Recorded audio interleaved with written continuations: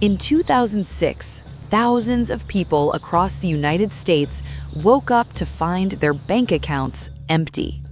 They had never met each other. They lived in different cities, different states, but they had one thing in common. Somewhere in an apartment in San Francisco, one man had their credit card numbers, all of them. His name online was Iceman.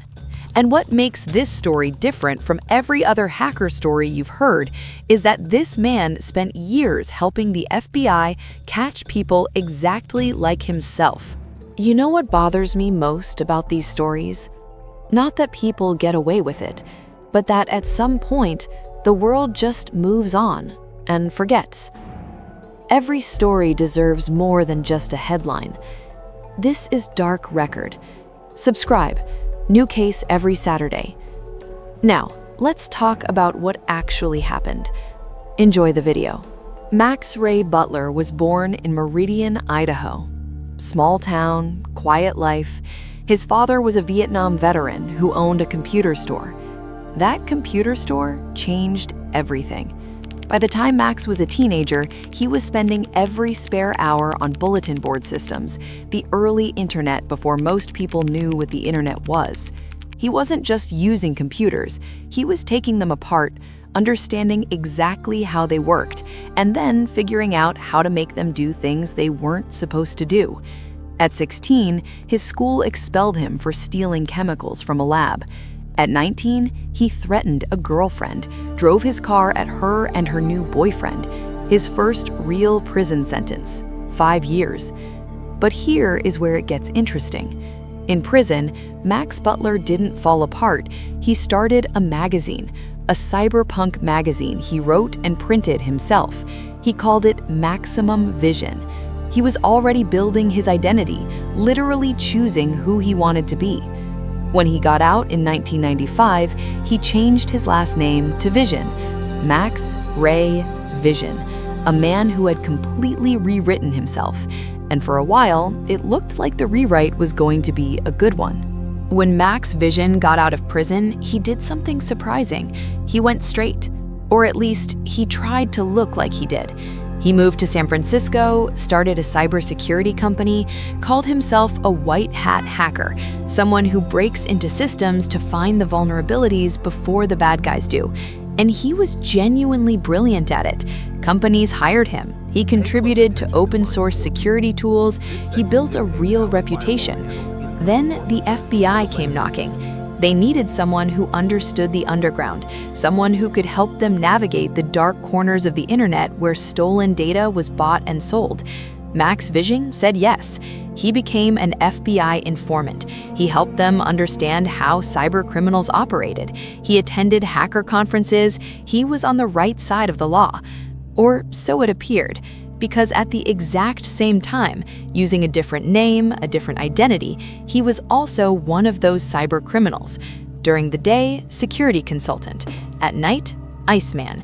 2 lives, 2 identities, and for years, nobody connected them.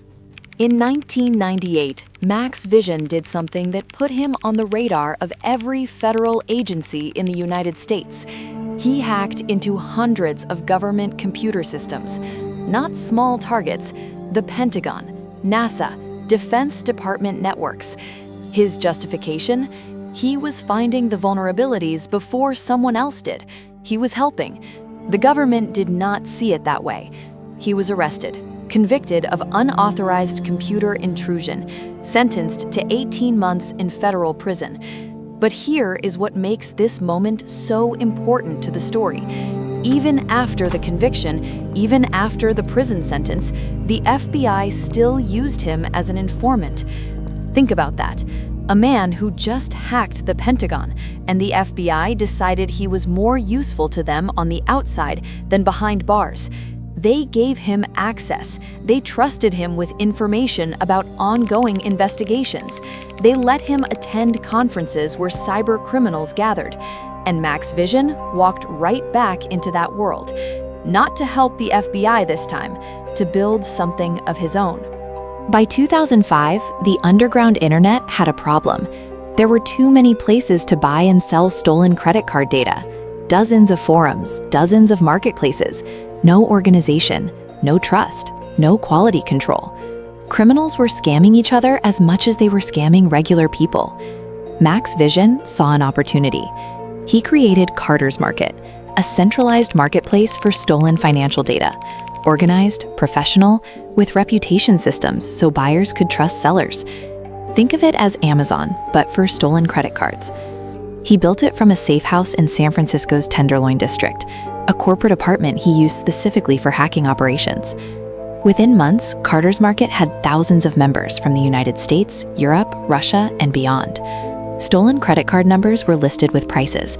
Basic Visa cards went for $12, American Express cards for $36, and Max Vision, operating as Iceman, was running the whole thing. At the same time, he was still consulting for legitimate cybersecurity clients, still talking to the FBI, still going to conferences. 2 lives, perfectly balanced. For now. CardersMarket was growing, but Max Vision wanted more. He didn't just want a marketplace, he wanted a monopoly. In August 2006, he launched what can only be described as a hostile takeover of the entire underground carding world. He identified the major competing forums: Shadow Crew, carding forums, Dark Market, and others. Then he hacked them, one by one.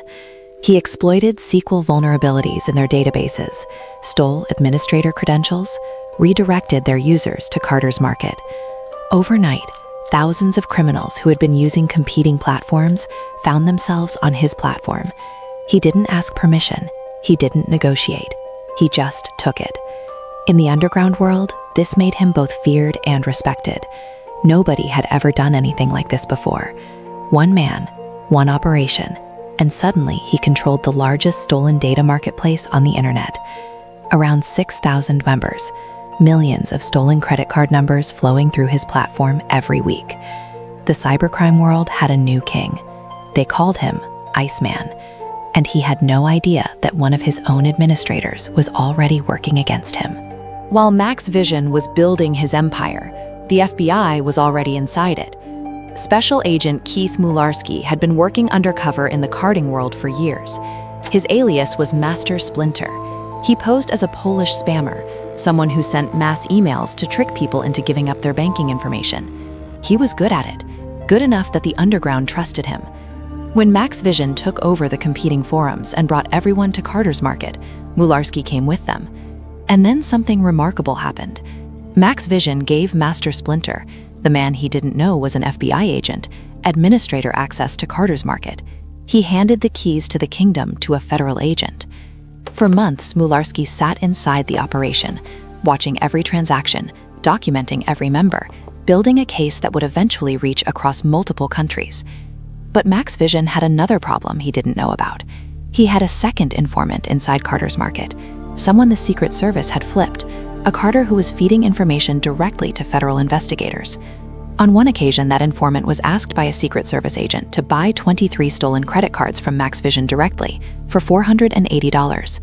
The money was traced, the computers were traced. Everything was leading back to one apartment in San Francisco. On September 5, 2007, FBI and Secret Service agents moved on a corporate apartment in San Francisco. Max Vision was inside, working, as he always was. They didn't just arrest him. They came prepared with specialized memory acquisition software developed by Carnegie Mellon University. Because Max Vision used powerful encryption on his computers, software called DriveCrypt, that would wipe everything if handled incorrectly. The agents captured the data from live memory before he could react. On those computers, evidence of 1.8 million stolen credit card numbers, accounts from over 1,000 banks across the United States and beyond. $86 million in fraudulent transactions. After his arrest, CardersMarket briefly went offline, then came back up with a message saying it was under new management. It wasn't. Max Vision was still running it from custody through intermediaries, until he wasn't anymore. In 2009, he pleaded guilty to 2 counts of wire fraud. The sentence? 13 years in federal prison. At the time, the longest sentence ever handed down for hacking-related charges in the United States. He was also ordered to pay $27.5 million in restitution to his victims. And in 2018, while still in prison, he was charged again, this time for smuggling contraband into the facility using a drone. The man who once controlled the largest stolen data marketplace on the internet was ordering deliveries by drone from his prison cell. Some habits are hard to break. Most people hear the headline and move on. You stayed for the whole story. Thank you for that. Leave your comments below. I read every single one. And if you're new here, subscribe, because the truth is never the one they gave you.